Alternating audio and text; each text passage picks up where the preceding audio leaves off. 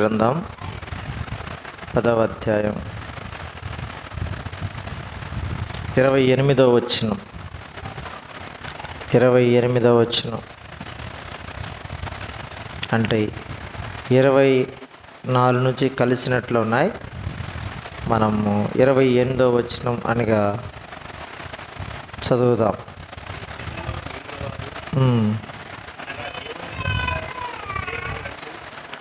అనగా దేవుని ధర్మశాస్త్రమునకు విధేయులగినట్లు దేశపు జనుల్లో ఉండకుండా తమ్ము వేరుపరుచుకున్న యాజకులు, లేవీయులు, ద్వారపాలకులు, గాయకులు, నెతినీలు అందరూ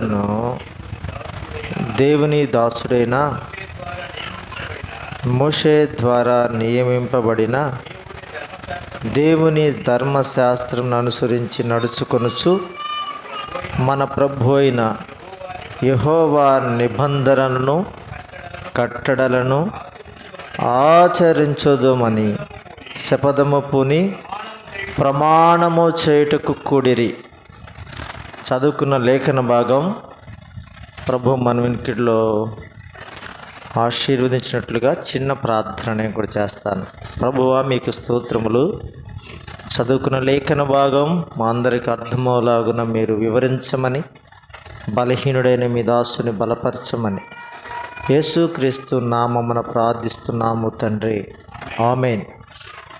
ప్రభునందు ప్రియులారా, మనం చదువుకున్న నెహెమ్యా గ్రంథం 10వ అధ్యాయంలో 28వ వచనంలో ఒక మాట మనం చదువుతా ఉన్నాం. 24, 25, 26, 27, 28 వచనాలు కలిస్తున్నట్లే.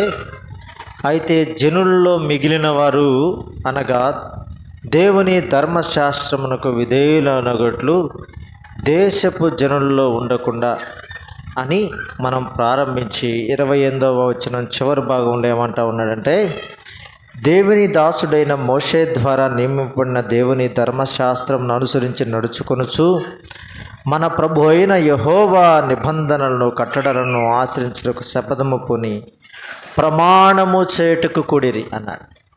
ప్రమాణము చేశారు. ఇక్కడ మనం చూస్తున్న మాటలో వారు ఒక ప్రమాణం చేశారు. ఎవరు వీరంటే వారెవరు? ఇశ్రాయేలు ప్రజలు. ఇశ్రాయేలు ప్రజలు ఒక మాటలో మనం చెప్పాలంటే ఇశ్రాయేలు ప్రజలు వారు ఎప్పుడు ప్రమాణం చేశారు అంటే, ఐగుప్తు దాసత్వంలో నుండి వారు బయటకు వచ్చిన తర్వాత మరల వారు 70 సంవత్సరముల బబులోను చెరకు వెళ్ళారు.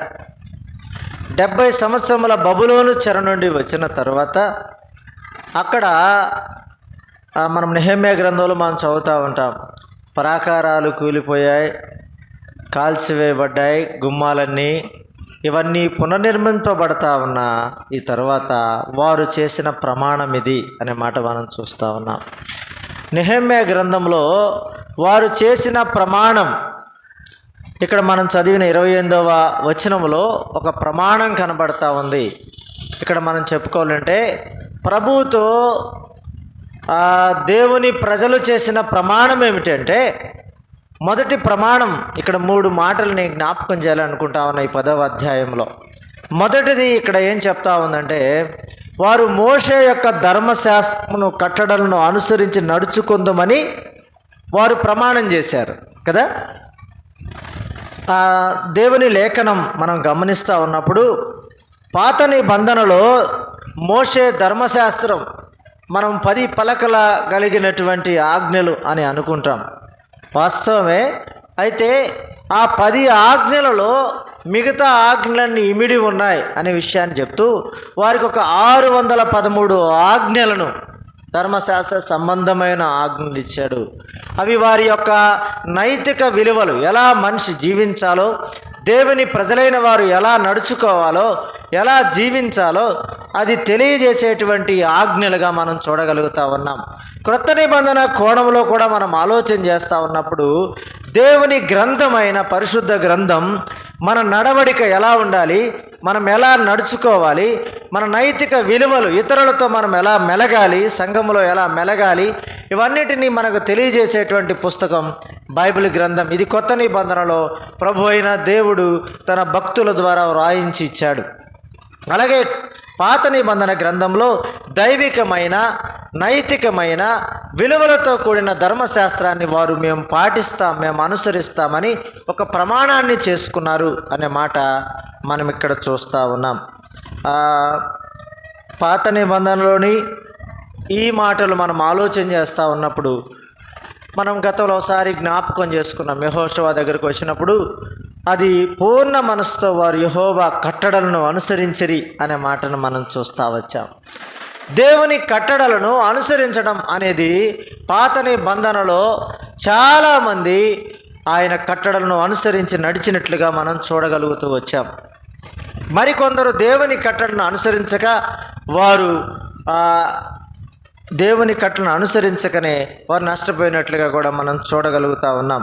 ఇక్కడైతే నెహెమ్యా గ్రంథం 10వ అధ్యాయం 28వ వచనంలో బబులోను చెర నుండి వచ్చినటువంటి తన ప్రజలైన వారు, అక్కడ చాలామంది లిస్ట్ చెప్పాడు. అన్నిందా చెప్తుండే యాజకులు అన్నాడు, ఆ లేవీలు అన్నాడు, ఆ ద్వారపాలకులు అన్నాడు, ఆ గాయకులు అన్నాడు, నితినీయులు అన్నాడు. ఇలాగూ ఆ జనులు అనేక మంది ఉన్నారు. యాజకులు అంటే సేవ చేసేవారు అనుకోవచ్చు, గాయకులు కదా, మన మందిరంలో కూడా వాక్యం బోధించేవారు, పాటలు పాడేవారు. ఇక ద్వారపాలకులు అంటే పరిచర్య, వచ్చేవారిని పోయేవారిని ఇన్వైట్ చేస్తూ, కొందరు చెప్పుల స్టాండ్ దగ్గర కొంతమంది ఉంటారు, కొందరు వచ్చేవారిని పరామర్శిస్తూ ఉంటారు. ఇలాగూ ప్రతి ఒక్కరికి ఒక్కొక్క పరిచర్య పాత నిబంధనలో కూడా ఆ ప్రత్యక్ష గుడారము దగ్గర ఉన్నటువంటి పరిచర్యను మనం చూడగలుగుతూ ఉన్నాం. అలాగే క్రొత్త నిబంధనలో కూడా అనేకమైన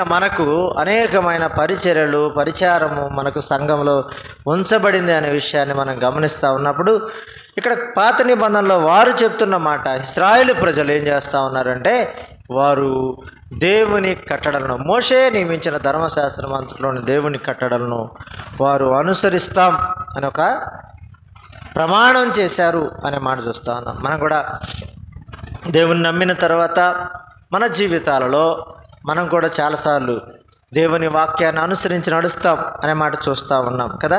కొత్త నిబంధనలో కొన్ని మాటలు మనం దేవుని వాక్యాన్ని గురించిన మాటలు ఆలోచన చేసి, అలాగే దేవుని వాక్యాన్ని గురించిన విశేషమైన సంగతులు దైవ గ్రంథంలో నుంచి మనం ఆలోచన చేసి మరొక ప్రమాణంలోనికి మనం వెళదాం.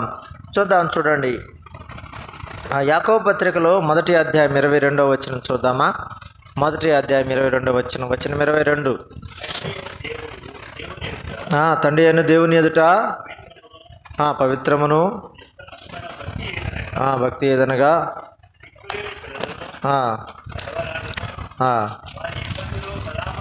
పరామర్శించుటయు ఇహలోక మాలిన్యం తనకు అంటకుండా కాపాడుకున్నటయే. యాకోబు పత్రికలో మరొక మాట అక్కడే నేను చదువుతాను చూడండి. యాకోబు పత్రికలో 1వ అధ్యాయంలో నుండి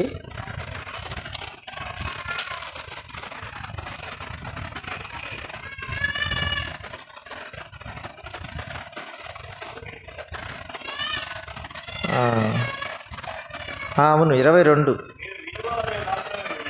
మీరు వినువారు మాత్రమయ్యుండి మిమ్మును మీరు మోసపుచ్చుకొనకుండా వాక్య ప్రకారం ప్రవర్తించువారై ఉండుడి అన్నాడు కదా. వాక్య ప్రకారం ప్రవర్తించడం, అనుసరించడం అంటే ఏంటి? వాక్యం ప్రకారం ప్రవర్తించటం, వాక్యం ప్రకారం జీవించటం కదా. మనం వింటా ఉన్నాం, వాక్యానికి ఏం తక్కువ లేదు కదా. నేటి దినాల్లో వాక్య సమృద్ధి, వాక్యపు వర్షం మనకు సమృద్ధిగా ఉంది. అయితే వాక్యాన్ని మనం వినువారు మాత్రమై ఉంటే ఏమాత్రం ప్రయోజనం లేదన్నాడు. మీరు వినువారు మాత్రమే అయి ఉంటే ఏం ప్రయోజనం అంటూ ఇక్కడ ఒక మాట చెప్పాడు. ఏమన్నాడు? వాక్య ప్రకారము ప్రవర్తించువారయుండుడి అన్నాడు. మనం చాలాసార్లు మనం మోసపుచ్చుకుంటా ఉన్నాం.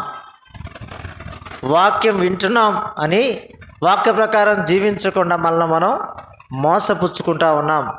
అందుకే దేవుని వాక్యం యాకోబు పత్రిక 1:22 చెప్తుంది, వాక్యము ప్రకారము ప్రవర్తించడం అనే మాట చూస్తూ ఉన్నాం.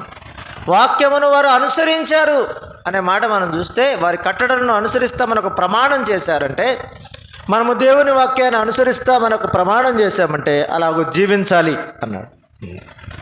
అలాగూ జీవించాలి. వాక్యముకు అటు ఇటుగా సామెతల గ్రంథం అంటాడు కదా, వాక్యానికి సూటిగా మనం నడవాలన్నాడు. వాక్యపు వెలుగులో మనం నడవాలి, వాక్యపు సూటిగా మనం నడవాలి. మనం అటు ఇటు తొలగిపోయేవారిగా ఉండటానికి వీలు లేదు. కానీ కలిపి చెరిపెట్టి బోధలు నేడు ఉండటం వల్ల చాలాసార్లు సంఘాలలో కానీ వ్యక్తిగత జీవితాలలో కానీ మనము కొన్ని వాక్యపు ఆ వెలుగును మనం పక్కకు పెట్టి కొంత అటు కొంత ఇటు మనం నడుచుకుంటా ఉన్నాం అనే విషయాన్ని జ్ఞాపకం చేసుకుంటా ఉన్నాం. వారి ప్రమాణం ఏమిటంటే, బబులోను చెరలో వారు పడ్డ శ్రమ అంతా ఇంత కాదు. వాస్తవంగా వారు ఐగుప్తులోనే శ్రమనందారు, తర్వాత బబులోను చెరలో కూడా వారు అనుభవించిన శ్రమ అంతా ఇంత కాదు. ఎందుకంటే అక్కడ మనం దానియేలు, షడ్రక్, మెషక్, అబేద్నెగోనే గమనిస్తూ ఉన్నప్పుడు, వారు ఏదైనా పొరపాటు చేస్తే కదా, పొరపాటు చేస్తే కనిపెట్టిన వారు దేవునికి మొక్కలేదని ఏం చేయబోయారు, వారిని అగ్నిగుండంలో వేయమన్నారు. అంత శ్రమతో కూడిన పని, చావే వారి శరణ్యం. మరొక మాట చెప్తాడు దానియేలు దగ్గరికి వచ్చేసరికి కదా, ముమ్మారు దేవునికి ప్రార్థించారు. ఆ దేవునికి తప్ప అంటే ఆయన దేవుని యథావిధిగా సేవిస్తూ ఉండగా ఆయన సింహాల బోన్లో వేశారు. అంటే వారు ప్రాణాలకు తెగించి దేవుని కట్టడను అనుసరించారు అనే విషయాన్ని చెప్పడానికి మాట చెప్తా ఉన్నాం. వారు చెరలో అనుభవించిన శ్రమను వారు జ్ఞాపకం చేసుకొని దేవుని కట్టడల యొక్క విలువను వారు గ్రహించిన వారై మేము ఇందులో నడుస్తాం అని ఒక ప్రమాణం చేశారు. దేవుని వాక్యం మనకు కీర్తన గ్రంథంలో చెప్పినట్లుగా దేవుని వాక్యం మన పాదములకు దీపం అన్నాడు. దేవుని వాక్యం మన బాధల్లో నెమ్మదినిచ్చేది అన్నాడు. దేవుని వాక్యం గురించి మనము లేఖనాల్లో తరచి చూస్తూ ఉన్నప్పుడు చూడండి, 119వ కీర్తనలో దేవుని వాక్యాన్ని గురించి మనం చదువుతూ ఉన్నప్పుడు ఎన్ని విశేషమైన సంగతులు అక్కడ వ్రాయబడతాయో. 119వ కీర్తన 89వ చరణంలో ఏముందంటే, 89వ చరణంలో యెహోవా నీ వాక్యము ఆకాశమందు నిత్యము నిలకడగా. దేవుని వాక్యం ఏంటంట, దేవుని వాక్యము నిత్యము నిలకడగా ఉండేది. వాక్యము తప్ప మరి ఏది నిలకడైంది? దేవుని వాక్యం నిలకడైనది అనే మాట మనం చూస్తూ ఉన్నాం. క్రొత్త నిబంధనలో కూడా ఈ మాట మనం గమనిస్తే, కొత్త నిబంధనలో కూడా ఈ మాట మనం గమనించినప్పుడు దేవుని లేఖనంలో చూడండి, మరొక వచనంలో మనం ఈ మాట చూద్దాం. దేవుని వాక్యం కొలస్సీ పత్రిక 3వ అధ్యాయం 6వ వచనం చూడండి. కొలస్సీ పత్రిక 3వ అధ్యాయం 6వ వచనం.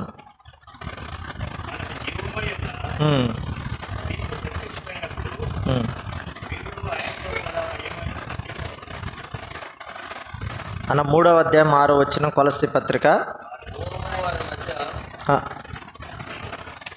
3:6.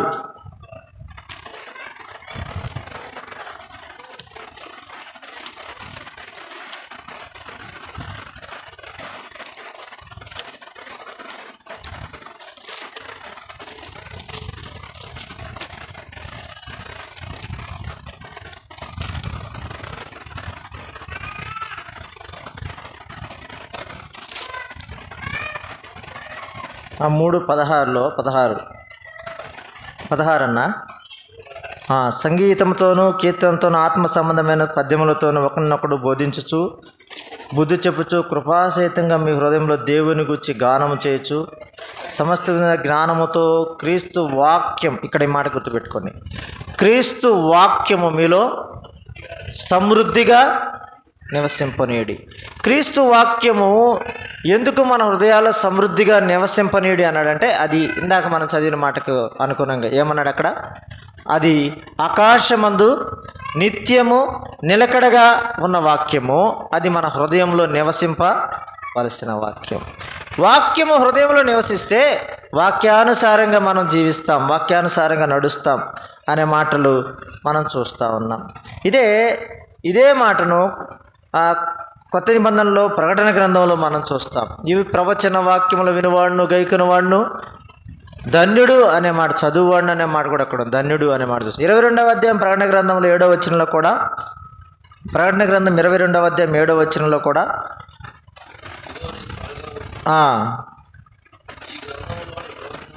ఈ గ్రంథంలోని ప్రవచన వాక్యంలో గైకొనువాడు ధన్యుడు అనే మాట మనం చూస్తూ ఉన్నాం. వాక్యము మనల్ని ధన్యులుగా చేస్తుంది అని చెప్పడానికి లేఖనాలు ఎన్నో మనకు రుజువు చేస్తూ ఉన్నాయి. కొత్త నిబంధనలో అపోస్తలుల కార్యముల గ్రంథంలో 2వ అధ్యాయంలో సంఘం ఏర్పడింది. సంఘము ఏర్పడిన తర్వాత 2వ అధ్యాయం 41వ వచనాన్ని మనం చదివితే, అపోస్తలుల కార్యముల గ్రంథం 2వ అధ్యాయం 41వ వచనంలో వాక్యం అంగీకరించిన వారు బాప్తిస్మం పొందిరి. ఆ దినమందు ఇంచుమించు 3,000 మంది చేర్చబడిరి అనే మాట మనం చూస్తాం. 17వ అధ్యాయం చూద్దాం. అపోస్తలుల కార్యముల గ్రంథం 17వ అధ్యాయం 1వ వచనం.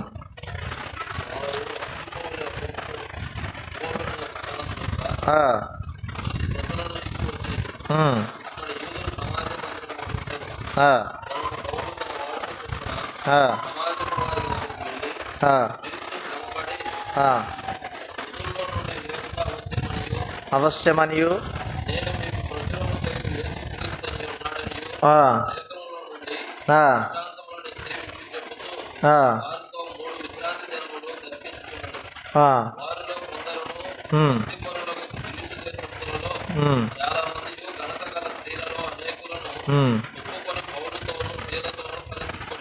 కలుసుకొనిరి. ఇప్పుడు మొదటి అధ్యాయం 17వ వచనం చూడండి. మళ్ళా అపోస్తలుల కార్యముల గ్రంథం 2వ అధ్యాయం 17వ వచనం.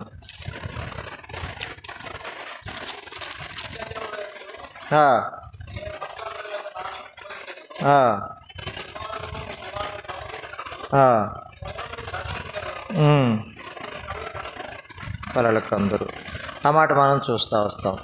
2వ అధ్యాయంలో సంఘము ఏర్పడిన తర్వాత అపోస్తలుడైన పౌలు వరకు పేతురు సంఘాన్ని ప్రారంభించినట్లుగా మనం చూస్తాం. 3,000 మంది సంఘంలో చేర్చబడ్డారు. ఆ మాటలు మనం 2:42లో మనం ఏం చూస్తామంటే, అపోస్తలుల బోధయందు సహవాసమందు రొట్టె విడిచిన ప్రార్థన చేయడం ఎడతెక్క ఉన్నారు. ఆ తర్వాత విశ్వసించిన వారందరూ ఏకంగా కూడి సమిష్టిగా ఉంచుకున్నట్లుగా మనం చూస్తూ ఉన్నాం. ఆ తర్వాత ఈ వచన భాగాల్లో మనం ఇందాక చదివిన 17వ అధ్యాయంలో దేవుని సువార్త పౌలు ప్రకటిస్తూ ఉన్నప్పుడు అక్కడ మనం అనేకులను గమనిస్తూ ఉన్నాం. వాక్యము అనే మాట అక్కడ మనకు కనపడతా ఉంటుంది. తర్వాత మనం ఇప్పుడు చదివిన 17వ వచనంలో కూడా అంత్యదినముల్లో ఏమన్నారు? 17వ వచనం, మనుషులందరి మీద ఆత్మను కుమ్మరించెదను, మీ కుమారులు కుమార్తెలు ప్రవచించెదరు అనే మాట మనం చూస్తూ ఉన్నాం. దేవుని వాక్యాన్ని గూర్చినటువంటి వివరణ దేవి గ్రంథంలో అనేక సార్లు రాయబడిన దేవుని వాక్యము మనల్ని జీవింపజేస్తూ ఉంది. అది మనలో నివసింపజేయాలి అనే మాటను మనం చూస్తూ వస్తూ ఉన్నాం. యోహాను సువార్త 8వ అధ్యాయంలో శైలేష్ అన్న ఈ మధ్య గురువారం ఇవే మాటలు మాట్లాడుతూ ఉన్నట్లున్నారు. ఫలించటం అనే మాటలో మాట్లాడుతూ ఉన్నాడు. 8వ అధ్యాయం 31వ వచనం చూస్తే, నా వాక్యం మీ యందు నిలిచి ఉండడంలో మీరు ఫలించెదరు అనే మాట మనం చూస్తూ ఉన్నాం. దేవుని వాక్యము మనల్ని ఫలింపజేస్తుంది, ధనులుగా చేస్తూ ఉంది, జీవింపజేస్తూ ఉంది, ఆదరణ ఇస్తూ ఉంది. పాత నిబంధనలో ఇంత వివరంగా లేకపోయినా వారు దేవుని కట్టడలను వారు అనుసరించారు అనే మాటను మనం చూస్తూ ఉన్నాం. దేవుని కట్టడలు అనుసరించకపోతే, వారు దేవునికి లోబడకపోతే వారు అక్కడ నాశనం అవుతారని వారు భయముతో దేవుని వాక్యమును అనుసరించి నడిచారు. మనమైతే కృపాకాలంలో ఉన్నాం కనుక దేవుని కృప మన మీద విస్తారంగా ఉండటాన్ని బట్టి దేవుని వాక్యం మనకు అర్థమవుతా ఉన్నా, దేవుని వాక్యం సమృద్ధిగా మనకు వినపడతా ఉన్నా, ఇందాక యాకోబు పత్రిక 1:22 చెప్పినట్లుగా వాక్యము వినువారు మాత్రమే అయ్యుండి దాన్ని మనము అనుసరించటం లేదు. మనల్ని మనం మోసపుచ్చుకుంటా ఉన్నాం. మనము నమ్మి బాప్తిసం పొందినప్పుడు ఈ ప్రమాణం చేసుట కదా. చాలామంది బాప్తిసం తోటలో చెప్తారు, ఎంతవరకు ఈ ప్రమాణం అంటే జీవితకాలం కదా, ప్రభు వచ్చేంత మట్టుకు, నా ప్రాణం పోయేంత మట్టుకు అనే మాటను మనం చెప్పాం. ప్రభుతో చేసిన ఈ తీర్మానం అది సదాకాలం అనే మాటను మనం బహిరంగంగా చెప్పాం. రాను రాను మన ప్రమాణం ఏమైపోయిందంటే మరుగైపోయింది, తరుగైపోయింది. ప్రభుతో మనము కలిసి ఆయన వాక్యపు వెలుగులో, వాక్యపు ప్రకారం మనము జీవించటం లేదు అనే మాట మనం చూస్తూ ఉన్నాం. ఆది సంఘం ప్రారంభించబడిన తర్వాత వారు వాక్యపు లేఖనాలు అలా ఉన్నాయో లేవో అని పరిశీలన చేసి పరీక్షించి వారు చూశారు. ఎవరు బోధించినా, పౌలు బోధించినా, అపోల్లో బోధించినా, ఎవరు బోధించినా వారు ఆ వాక్య లేఖనాన్ని తర్కించి చూశారు. అవి అలాగున్నాయా లేవా అనే మాటలు మనం చూస్తూ ఉన్నాం. ఇక్కడ మనం చదువుతున్న మాట ప్రకారం మరొక మాట చూద్దాం. క్రొత్త నిబంధనలో నుండే మరొక మాట మనం చూద్దాం. చూడండి, యూదాపత్రిక 20వ వచనం, ఒకే అధ్యాయం ఉంటుంది కనుక వచనం 20, యూదాపత్రికలో 20వ వచనాన్ని చూడండి. ప్రియులారా, మీరు విశ్వసించు అతి పరిశుద్ధమైన దాని మీద మిమ్మల్ని మీరు కట్టుకొనుచు అన్న ఆ మాట చాలు. మనల్ని మనం దేని మీద కట్టుకోవాలన్నాడు? విశ్వసించిన దాని మీద. మనం దేని మీద విశ్వాసం ఉంచాం? వాక్యం పైన విశ్వాసం ఉంచాం. ఈ వాక్యం పైన మన జీవితాలను కట్టుకోవాలి అన్నాడు కదా. వాక్యము పైన మన జీవితాలు కట్టుకుంటే మనము పేతురు పత్రికలో చెప్పినట్లుగా వాక్యము లేకుండానే కదా, స్త్రీలారా మీ ప్రవర్తన చూసి వాక్యము లేకుండా మీ భర్తలను మీరు రాబట్టవచ్చును అన్నాడు అక్కడ. మనం వాక్యము పైన మన జీవితాలు కట్టుకోకపోతే నమ్మని వారిని మనం ఆకర్షించలేం, కుటుంబంలోని వారిని మనం ఆకర్షించలేం. అక్కడ భార్యాభర్తల సంబంధాన్ని గురించి మాట్లాడుతూ మీరు మీ పవిత్రమైన ప్రవర్తన ద్వారా వాక్యము లేకుండానే మీ భర్తలను రాబట్టవచ్చును అన్నాడు. వాక్యము పైన మన జీవితాలు కట్టుకుంటే అన్నాడు, ఆ వాక్యం మనం అనుసరించి నడిస్తే మనం అనేకులను ప్రభు తట్టు తిప్పవచ్చు.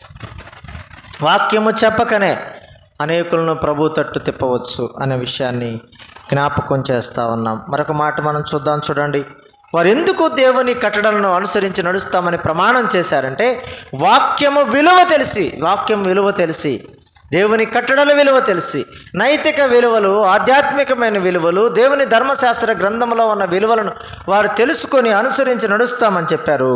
కొత్త నిబంధనలో మనకు ఇవ్వబడిన ఈ లేఖనం అతి శ్రేష్టమైనది. అది మనం అనుసరించి నడచాలి. మార్కు సువార్త 13వ అధ్యాయం 31వ వచనంలో 13:31లో మార్కు సువార్త 13వ అధ్యాయం 31వ వచనం 31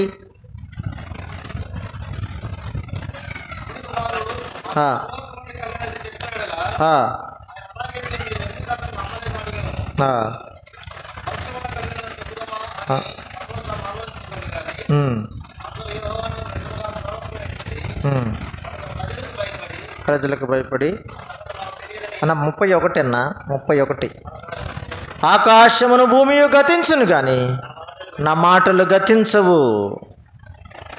13వ అధ్యాయం 31వ వచనం మార్కు సువార్తలో ఆకాశమును భూమియు గతించును కానీ నా మాటలు గతించవు. దేవుని మాటలు గతించేవి కాదు కదా, దేవుని మాటలు గతించేవి కాదు. మన మాటలైతే గతించిపోతాయి. మాట మారుస్తాం, మాట మార్చేస్తాం. దేవుడు ఎన్నడూ మాట తప్పనివాడు, మాట ఇచ్చి నెరవేర్చేవాడు. ఈ మాట మార్కు సువార్తలో మనం చూస్తాం. ఆకాశము భూమి గతిస్తుంది, వాస్తవమే. ప్రకటన గ్రంథంలో కూడా చూస్తాం, కొత్త ఆకాశం కొత్త భూమి అని మనం చదువుతాం. కానీ దేవుని మాట అది గతించనిది. మన జీవితాలలో దేవుని వాక్యాన్ని అనుసరిస్తే అది గతించిపోయింది కనుక మనకు అది ఎన్నడూ తోడుగా ఉంటుంది. ఈ వాక్యం ఎవరు అన్నాడంటే ఒక మాటలో యోహాను సువార్త 1వ అధ్యాయంలో వాక్యమయున్న దేవుడు, వాక్యము శరీరధారిగా వచ్చిన దేవుడు, కృపా సత్య సంపూర్ణుడిగా మన మధ్యకు ప్రత్యక్షమైన దేవుడు. ఎవరైనా ప్రభు అయిన యేసుక్రీస్తు వారు.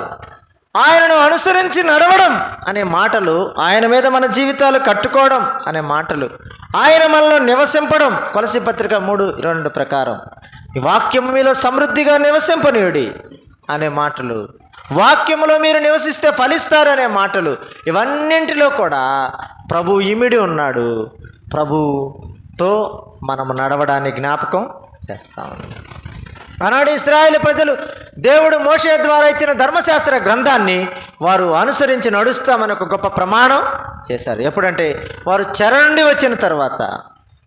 మనం కూడా పాపపు చెర నుండి వచ్చాం. పాపపు చెరలో మగ్గిపోతూ ఉంటుండగా, కుమిలిపోతుంటుండగా, కాలిపోతూ ఉంటుండగా, బాధపడుతూ ఉంటుండగా, యాతన పడుతూ ఉంటుండగా ప్రభు మనల్ని కనికరించాడు, మనల్ని కరుణించాడు, మనల్ని బయటికి తీసుకొచ్చాడు. మనం ప్రమాణం చేశాం. ప్రభువును నమ్మావా అని అంటే బహిరంగ సాక్ష్యం ఇచ్చాం. బాప్తిస్మ తొట్టిలో బాప్తిస్మం పొందినప్పుడు నమ్మాం. మరి ఎంతకాలం ప్రభుతో అంటే సదాకాలం అన్నాం. ప్రభు వచ్చేంత మటుకు, ప్రాణం పోయేంత మటుకు అని చెప్పాం. స్థానిక సంఘంలో చేర్చబడ్డాం. వాక్యానికి విలువనిచ్చాం. వాక్యపు అడుగు జాడలో నడిచాం. రాను రాను రాను రాను మసకబారిపోయిన జీవితాల్లో మరుగైపోయింది వాక్యం మనలో. అందుకనే మన జీవితాలలో ఫలింపు లేకుండా పోతూ ఉంది. అనేకులను మనం ప్రభావితం చేయలేకపోతా ఉన్నాం. మన ప్రమాణాన్ని మనం జ్ఞాపకం చేసుకుందాం. ఆనాడు ఇశ్రాయేలు ప్రజలు వారు చెర నుండి వచ్చిన తర్వాత మోషే ధర్మశాస్త్ర కట్టడలను మేము అనుసరించి నడుస్తాం అనే మాటను వారు చెప్పారు. రెండవ మాటను జ్ఞాపకం చేస్తాను చూడండి. మరి ఒక మాట జ్ఞాపకం చేస్తాను చూడండి. నెహెమ్యా గ్రంథం 10వ అధ్యాయానికి రండి. 10వ అధ్యాయం 31వ వచనం నుండి ఒక మాట మనం చూస్తాం. నెహెమ్యా గ్రంథం 10వ అధ్యాయం 31 నుండి 31. దేశపు జనులు విశ్రాంతి దినమందు అమ్మకు వస్తువులనే కానీ భోజన పదార్థములనే కానీ అమ్ముడుకు తెచ్చిన విశ్రాంతి దినమును కానీ పరిశుద్ధ దినములో కానీ కొనుక్కుందామని 7వ సంవత్సరం విడిచిపెట్టిన ఆ సంవత్సరంలో బాకీదారులు బాకీ వదిలివేయదు మరియు నిర్ణయించుకోండి. ఇక్కడ 31వ వచనం నుండి మనం చదివితే 35వ వచనం వరకు కొన్ని నిర్ణయాలు అక్కడ ఉన్నాయి. ఇవన్నీ నేను చెప్పడం లేదు, కానీ వారి నిర్ణయాలు, వారి ప్రమాణాలు అక్కడ ఏమున్నాయంటే, వారి విశ్రాంతి దినాన్ని గూర్చినటువంటి ఒక నిర్ణయం ఉంది. ఇక్కడ మిగతా విషయాలు చాలా ఉన్నా వాటి అన్నింటి గురించి చెప్పడం లేదు. ప్రభువుకి సమర్పించడం, ప్రభువుకి ఇవ్వడం అనే విషయాలు అక్కడ కనబడతా ఉన్నాయి. ఇక్కడ 35, 36 వచనాల్లో మనం గమనిస్తూ ఉన్నప్పుడు కదా, 35, 36 వచనాల్లో మనం గమనిస్తూ ఉన్నప్పుడు కూడా ప్రథమ ఫలము సకల వృక్షముల ప్రథఫలమును ప్రతి సంవత్సరం ప్రభు మందిరమునకు మేము తీసుకొని వచ్చినట్లు అనే మాట మనం చూస్తా ఉన్నాం. అన్ని నిర్ణయాలే, చాలా నిర్ణయాలు ఉన్నాయి అక్కడ. వారు చెర నుండి వచ్చిన తర్వాత వారు చేసిన ప్రమాణం దేవుని వాక్యపు వెలుగులో వాక్యమును అనుసరించి మేము నడుస్తామన్నారు. రెండోది ఏంటంటే వారు చెప్తున్న మాట, మేము దేవుని మందిరమునకు తీసుకొని వస్తాం అంటూ అక్కడ ప్రత్యేకంగా 31వ వచనంలో విశ్రాంతి దినమును గుర్చినటువంటి విషయాన్ని వారు చెప్పినట్లు మనం చూస్తూ ఉన్నాం. క్రొత్త నిబంధన కోణంలో మనం ఆలోచన చేస్తే ప్రభు అయిన యేసుక్రీస్తు వారు పునరుద్ధారుడైన దినాన్ని మనం ఆదివారంగా మనం ప్రభుని ఆరాధించడానికి చేరి వస్తూ ఉన్నాం. ప్రతి ఆదివారం ప్రభుని మనం ఆరాధిస్తూ ఉన్నాం. ప్రతి ఆదివారం ఆయన బలను మనం సమీపిస్తూ ఉన్నాం. ప్రతి ఆదివారం ఆయన రొట్టె, ఆయన దేహానికి సాదృశ్యమైన రొట్టెను, ఆయన రక్తానికి సాదృశ్యమైన పాత్రను మనం భుజించి పానం చేస్తూ ఉన్నాం. ఇది దేవుని ఆజ్ఞ అని మనము జ్ఞాపకం చేసుకుంటూ వస్తూ ఉన్నాం. ఇది మనం పాటించడానికి మన నిర్ణయం కదా, మన నిర్ణయం. ప్రతి ఆదివారం ప్రభుని జ్ఞాపకం చేసుకునే ఈ నిర్ణయం మన జీవితాలలో ఎప్పుడో చేసుకున్నాం, మనం లోబడ్డాం.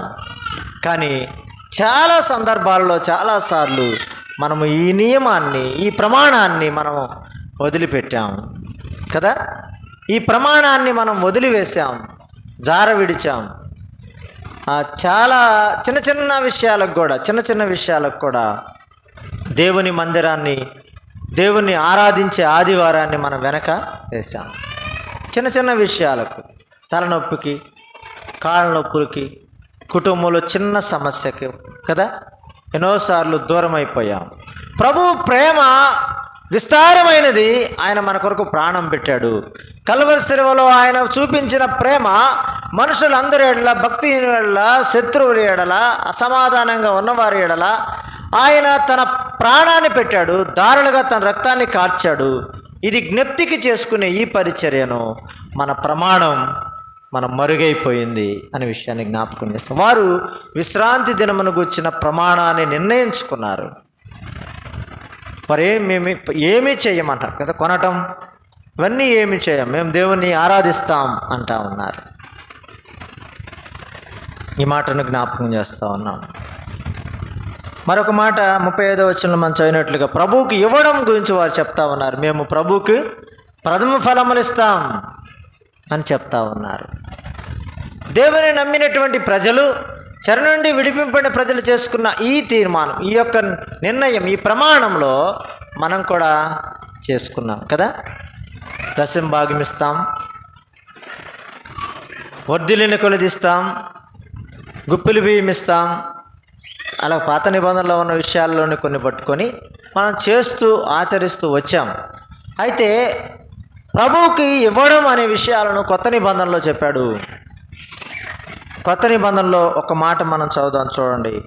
కొత్త నిబంధనలో ఒక మాట మనం గమనిద్దాం చూడండి.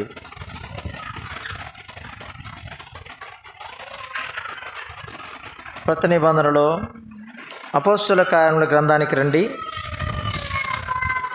20వ అధ్యాయంలో అపోస్తలుల కార్యముల గ్రంథం 20వ అధ్యాయం వచనం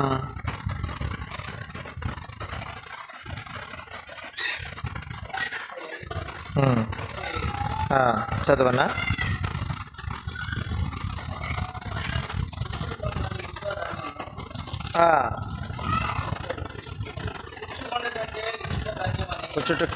పుచ్చుకొనుట కంటే ఇచ్చుట ధన్యమని ప్రభువైన యేసు చెప్పిన మాటలు జ్ఞాపకం చేసుకునవలని అన్ని విషయంలో మీకు మాదిరి చూపితమని చెప్పాను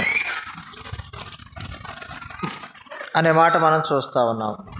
35లో ఆ మాట మనం గమనిస్తూ ఉన్నాం.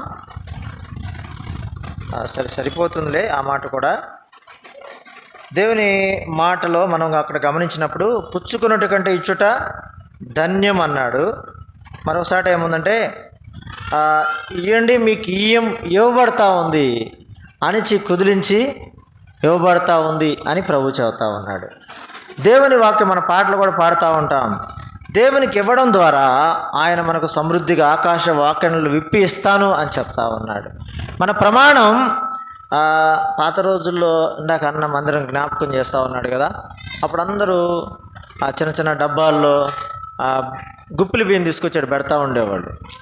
విస్తారమైంది ఏం లేదు కదా. ఇప్పుడు నేను గమనిస్తూ ఉన్నాను, అందరూ తెస్తున్నారో తేవడం లేదో కానీ డబ్బాలు తర్వాత కవర్లు తీసుకొచ్చి ఆడ పడేసి వెళ్ళిపోతూ ఉన్నారు. బాధ్యతగా తీసుకొచ్చి అది దేవునికి సమర్పించాము అని ఒక భావన లేదు.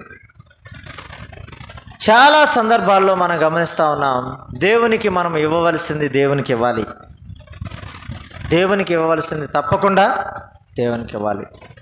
దేవునికి ఇవ్వడం ద్వారా మనకేమి తక్కువ కాదు. దేవునికి ఇవ్వడం ద్వారా ఇంకా మేలు పొందుకుంటాం, సమృద్ధి పొందుకుంటాం, సంతృప్తి పొందుకుంటాం, ఆనందించబడతాం, మన జీవితాల్లో కొదువు లేకుండా ఉంటుంది అనే విషయాన్ని మనం చూస్తూ ఉన్నాం. ఆ పేద విధవరాలు 2 కాసులు ఇస్తే ఏమో సమృద్ధిగా ఇచ్చిందని ప్రభు ఆమెను ఘనపరిచినట్లుగా కదా. లేమిలో ఇవ్వడం మనం నేర్చుకోవాలి అని దైవగ్రంథం చెప్తా ఉంది. వారు చెర నుండి వచ్చిన తర్వాత వారు ప్రథమ ఫలాలు ఇవ్వడానికి, ప్రథమ పుత్రులను ఇవ్వడానికి, వృక్ష ఫలాలను ఇవ్వడానికి, భూఫలాలను ఇవ్వడానికి, జంతువులను ఇవ్వడానికి వారు ఎన్నెన్నో లిస్టులు చెప్పారు. వారు మేము ప్రభువుకి ఇస్తాం అనే మాటను మాత్రం ఖచ్చితంగా చెప్పారు. అలా మేము నిర్ణయించుకున్నామని చెప్పారు. మనం కూడా నిర్ణయించుకున్నాం, కొన్నాళ్ళు ఇచ్చాం, కొన్నాళ్ళు మరిచాం. ప్రభువుకి ఇద్దాం, ఈ ప్రమాణాన్ని మరువకుండా సాగిపోదాం. మరొక్క మాట నేను చెప్పేసి ముగిస్తాను, సమయం అయిపోతూ ఉంది కనుక. నెహెమ్యా గ్రంథం 10వ అధ్యాయం 39వ వచనం 39. ఇశ్రాయేలీయులను, లేవీయులను క్రొత్త ద్రాక్షారసమును, నూనెను తేగ, సేవ చేయు యాజకులను, ద్వారపాలకులను, గాయకులను వాటిని తీసుకొని ప్రతిష్ఠితములకు ఉపకరణం మందిరపు గదుల్లో ఉంచవలెను. ఈ మాట మనం జ్ఞాపకం పెట్టుకుందాం. మా దేవుని మందిరమును మేము విడిచిపెట్టము. ఎంత శ్రేష్టమైన మాట! మా దేవుని మందిరమును మేము విడిచిపెట్టము. దేవుని మందిరాన్ని మనం విడిచిపెట్టకూడదు అని వారు తీసుకున్న తీర్మానం మనం కూడా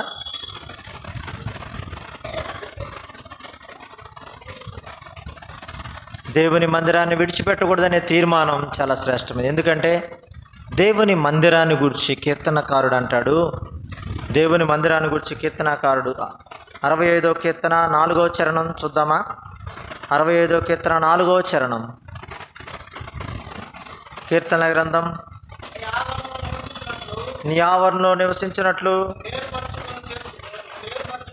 నీవు ఏర్పరచుకొని చేర్చుకున్నవాడు ధన్యుడు.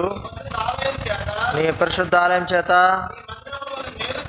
నీ మందిరములోని మేలు చేత మేము తృప్తి పొందేదము అన్నాడు కదా.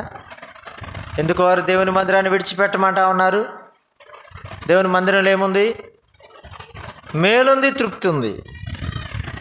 మేలుంది, తృప్తి ఉంది. దేవుని మందిరంలో ఉన్న శ్రేష్టత మనం గమనించినప్పుడు విడిచిపెట్టాం అనే మాట మనం చూస్తాం. చాలామంది విడిచిపెట్టి వెళ్ళిపోతూ ఉన్నారు ఎటంటే అటు. దేవుని మందిరం ప్రభువు మనకు అనుగ్రహించిన గొప్ప భాగ్యం. పాటలు ఉన్నాయి, పాడుతూ ఉన్నాం. దేవుని మందిరానికి వచ్చినటువంటి ఎన్నో కీర్తనలు భక్తులు రాశారు. ఇక్కడ 65:4లో మేలు, తృప్తి అన్నాడు. దేవుని మందిరాన్ని మనం ఎందుకు విడిచిపెట్టకూడదంటే, మనం తృప్తిపరచబడాలన్నా, మేలుతో నింపబడాలన్నా దేవుని మందిరం మనము విడిచిపెట్టకూడదు. 36వ కీర్తన 8వ చరణం, కీర్తన గ్రంథంలోనే 36వ కీర్తన 8వ చరణం. నీ మందిరం యొక్క సమృద్ధి వలన వారు సంతృప్తి నొందుతున్నారు. నీ ఆనంద ప్రవాహములోనిది నువ్వు వారికి త్రాగించుచున్నావు. ఆనంద ప్రవాహ నిధిది దేవుని మందిరం అంటే. నిట్టూర్పులు అన్నీ ఎగిరిపోతాయి. ఎలాంటి పరిస్థితులైనా సరే మందిరానికి వచ్చినప్పుడు నెమ్మది, శాంతి, సమాధానం కలుగుతూ ఉంది, ఆనందం కలుగుతూ ఉంది. దేవుని మందిరం. అందుకే భక్తుడు అంటాడు, యెహోవా నీ మందిర ఆవరణలో నివసించుట అంత మేలు కదా. చూద్దామా మాట? కీర్తన గ్రంథం 27:4, 23:6 రెండు చదువుదామా? కీర్తన గ్రంథంలోనే 27వ కీర్తన 4వ చరణం. యెహోవా వద్ద ఒక వరం అడిగితిని, దానిని వెదకుచున్నాను.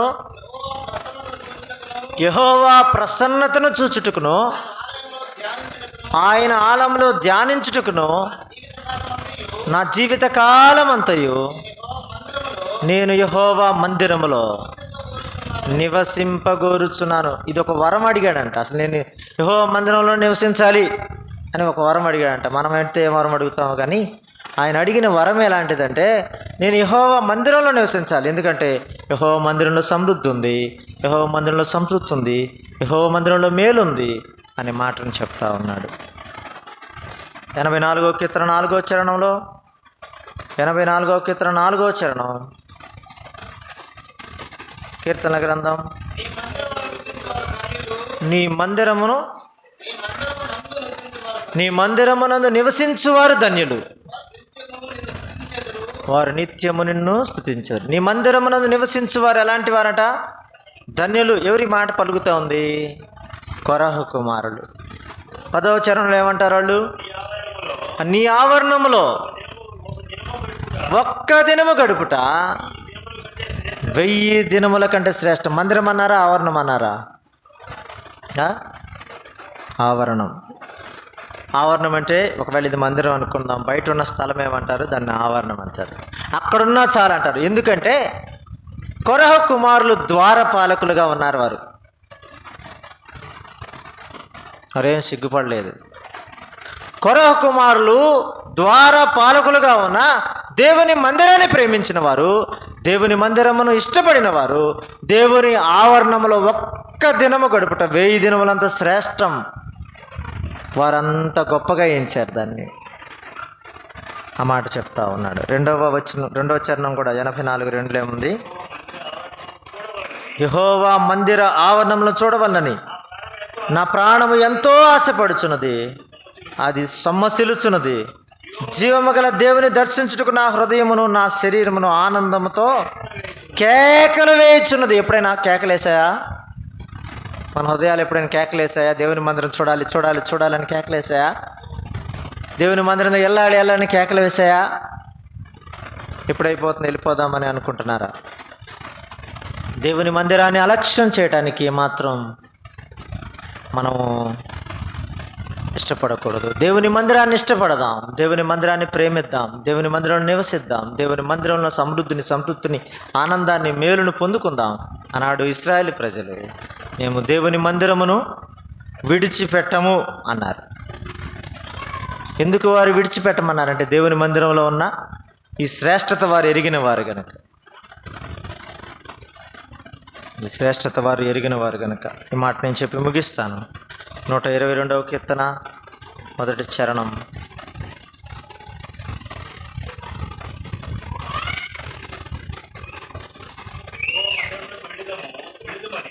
యెహోవా మందిరమునకు వెళుదుమని జనులు నాతో అనినప్పుడు నేను సంతోషించితిని. నువ్వు వెళ్ళటమే కాదు, ఎవరైనా వెళ్దాం అని అంటే నువ్వు ఎప్పుడైనా సంతోషించావా?